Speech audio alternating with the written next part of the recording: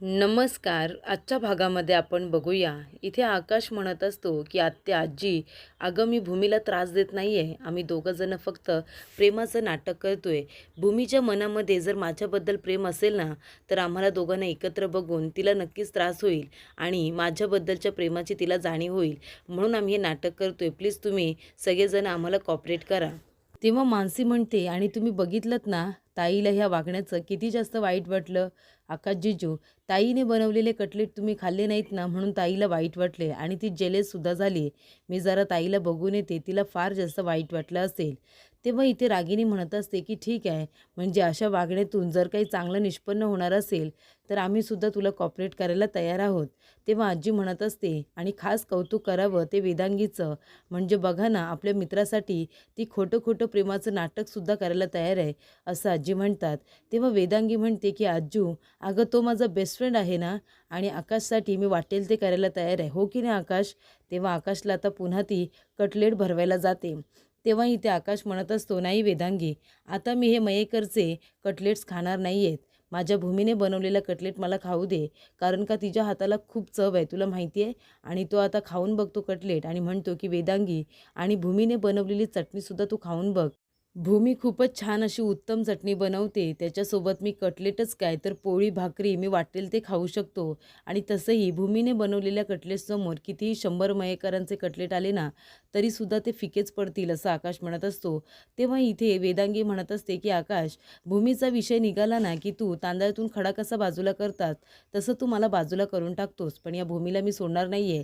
हे प्रेमाचं नाटक जरी असलं ना, तरीसुद्धा मी खऱ्या अर्थाने माझं प्रेम तिला मिळवूनच दाखवणार." तरी ते भूमी आता किचनमध्ये येते आणि ती आता स्वतः बनवलेले कटलेट स्वतःच खात असते. ती म्हणते, की "मी एवढे प्रेमाने सगळ्यांसाठी कटलेट बनवले, मला आवडत नाही तरीसुद्धा, तर कुणाला खायचे नाही आहेत ना, तर मी बनवलेले कटलेट मी स्वतःच खाणार आहे." आणि ती आता घाईघाईने आणि रागात खात असते. तेव्हा तिला ठसका लागतो. तिथे आता माणसे तिच्यासाठी पाणी घेऊन येते आणि म्हणते, "ताई, काय झालं गं?" तेव्हा भूमी म्हणते, "काही नाही." तेव्हा माणसे म्हणते, "ठीक आहे."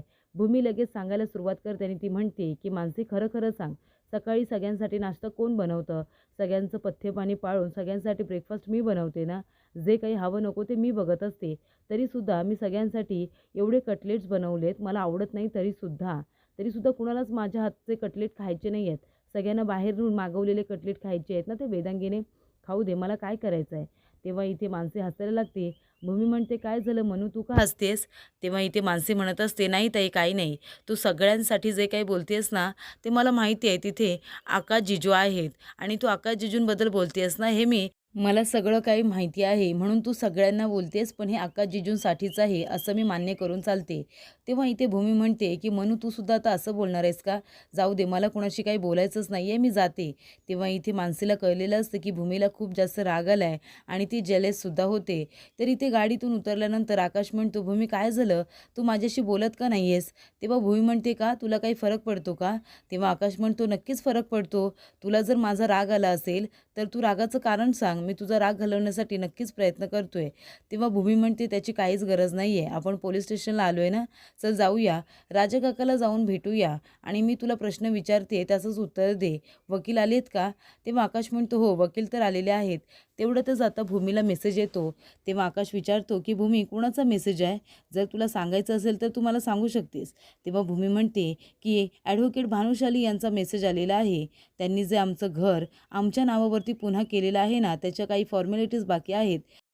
त्याचे काही रजिस्ट्रेशन ऑफिसला जाऊन आता सह्या वगैरे करायच्या आहेत." ते विचारत होते, की "आपण कधी जायचं आहे?" "बाकी काही नाही." तेव्हा भूमी म्हणते, "आकाश, एका प्रश्नाचं उत्तर देशील का?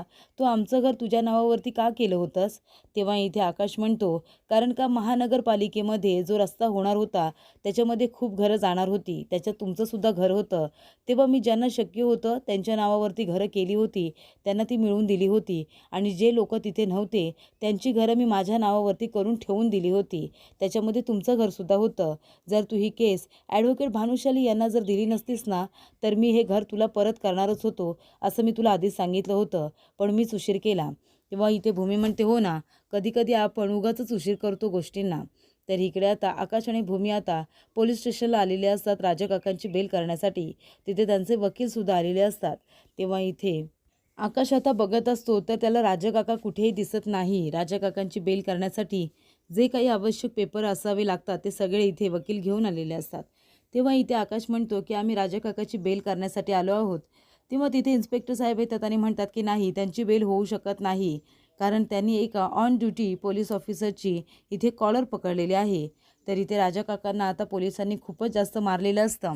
त्यांची अवस्था बघून आता भूमीला खूपच जास्त वाईट वाटतं आणि आकाशला सुद्धा. तेव्हा आकाश म्हणतो की हे सगळं काय आहे? तुम्ही काय अवस्था करून ठेवली राजा काकांची? आम्ही त्यांची बेल करायला इथे आलो आहे. तेव्हा इन्स्पेक्टर साहेब म्हणतात की त्यांची बेल आता होऊ शकत नाही. वकील साहेब, यांच्यावरती अजून एक गुन्हा दाखल झालेला आहे आणि तो म्हणजे ऑन ड्युटी पोलीस ऑफिसरची यांनी कॉलर पकडलेली आहे. त्यांच्यावरती हात उगारलेला आहे. आता तुम्ही त्यांची बेल करू शकत नाही. तेव्हा इथे भूमी म्हणत असते, अहो पण राजा काका असं कधीच करणार नाही. तुम्ही त्यांच्यावरती असे खोटे आरोप का करताय? तेव्हा इन्स्पेक्टर साहेब म्हणतात की वकील साहेब, ह्या मॅडमला जरा सांगा, इथे आम्ही खोटे आरोप करत नसतो. जे काही आहे ते सगळं खरं सांगतोय. आणि तुम्हाला जर माझ्यावरती विश्वास बसत नसेल ना, तर इथे हवालदार सुर्वेसुद्धा आहेत. सुर्वे, सांगा बरं, यांनी माझ्यावरती हात उगारला होता की नव्हता? तेव्हा सुर्वे म्हणतात, हो हो, अगदीच त्यांनी हात उगारला होता. तेव्हा राजा काका म्हणतात, तेव्हा इथे सुर्वे नव्हते आणि मी तुमच्यावरती का हात उगारू? मी असं काही केलेलं नाही आहे. तेव्हा राजा काकांना आता इन्स्पेक्टर साहेब काही बोलूसुद्धा देत नसतात. तेव्हा भूमी म्हणत असते, तुम्ही जरा शांत बसा ना, त्यांना त्यांची बाजू मांडू तरी द्या. त्यांना तुम्ही काहीच बोलूसुद्धा देत नाही. तेव्हा इन्स्पेक्टर साहेब म्हणतात, त्यांना आता मी काही बोलूसुद्धा देणार नाही आहे. तुम्हाला आता त्यांच्या बेलसाठी नवीन पेपर तयार करून आणावे लागतील आणि तेच तुम्हाला करावं लागणार आहे. आता तुम्ही इथे थांबूसुद्धा नका, गर्दी कमी करा आणि इथून गेलात तरी चालेल. तेव्हा भूमी म्हणत असते, ही काय पद्धत झाली का त्यांच्याबरोबर वागायची? तुम्ही त्यांना असा त्रास देऊ शकत नाही, कळलं ना तुम्हाला? तेव्हा इथे ॲडव्होकेट आता म्हणत असतात, हे बघा, आता सध्या तरी आपण इथून जाऊया. त्यांच्यावरती अजून एक गुन्हा दाखल झालेला आहे. तेव्हा आता बेलचे पेपर तयार मला पुन्हा करावे लागतील आणि मग नंतरच आपण इथे त्यांची बेल करायला येऊया.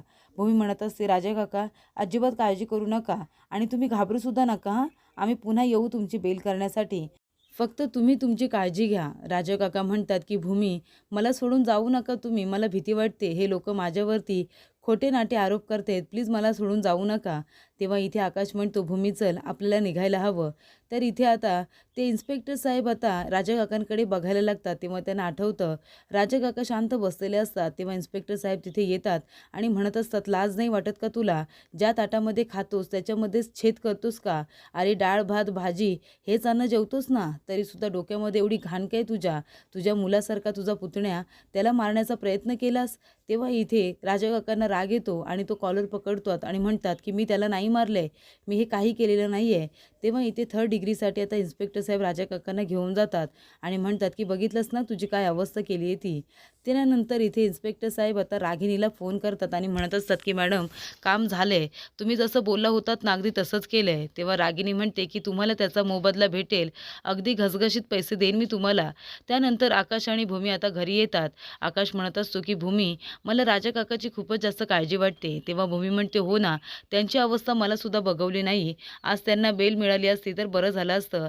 तेव्हा आकाश म्हणतो, भूमी, आपण घरामध्ये गेलो ना की आपण नॉर्मल वागूया, म्हणजे असं कळायला नको कुणाला की आज पोलीस स्टेशनमध्ये नक्की काय घडलंय ते. नाहीतर आत्याला आणि आजीला खूपच जास्त त्रास होईल आणि त्यांना त्रास झाला तर मला ते सहन होणार नाही. तर इथे आता पौर्णिमेला अननोन नंबरवरून एक फोन येतो. तर तो ॲडव्होकेट भानुशाली यांचा नंबर असतो. तेव्हा पौर्णिमा म्हणत असते की भानुशाली, तुम्ही मला कसं काय फोन केलात? तेव्हा इथे ॲडव्होकेट भानुशाली म्हणतात की तुमच्या आईने मला सांगितलं की आपल्या टीममधला एक मेंबर तिथे आहे म्हणून म्हणून मी तुम्हाला फोन केला आहे. मला सांगताय का जरा, भूमी मॅडम कुठे आहेत? त्या माझा फोन का उचलत नाही? तेव्हा पौर्णिमा म्हणते, त्यांनी तुमचा फोन उचलला नाही म्हणजे ती कुणाबरोबर असेल हे तुम्हाला कळायला हवं. त्या आकाश जिजू बरोबर आहेत, कळतंय का तुम्हाला? तेव्हा इथे पौर्णिमा म्हणत असते, तुम्हाला जर भूमिताईवरती नजर ठेवायची असेल ना तर तुम्हाला इथे येऊन थोडा वेळ राहावं लागेल, कळलं तुम्हाला? तुम्हाला काय करायचं आहे हे तुम्हाला चांगलंच माहिती आहे, तुम्ही ॲडव्होकेट आहात ना, असं पौर्णिमा म्हणते. तर इथे वेदांगी आहे, त्याने म्हणते की आकाश कुठे गेला होतास तू? तू एवढा वेळ मला एकटीला ठेवून जाऊ शकत नाही, आपण गर्लफ्रेंड बॉयफ्रेंड आहोत ना. तेव्हा इथे वेदांगी लगेचच आकाशला मिठी मारते आणि म्हणते की तू मला सोडून असा एवढा वेळ बाहेर कसा काय राहू शकतोस? दिस इज नॉट फेअर. तेव्हा इथे आकाश म्हणतो की मला सुद्धा बाहेर जायचं नव्हतं, पण महत्त्वाचं काम होतं ना म्हणून जावं लागलं. तेव्हा वेदांगी आपल्या मनामध्ये म्हणत असते की हे जरी तुला नाटक वाटलं असलं ना आकाश, तरीसुद्धा भूमीवरती मी हा सूड उगावते, सूड.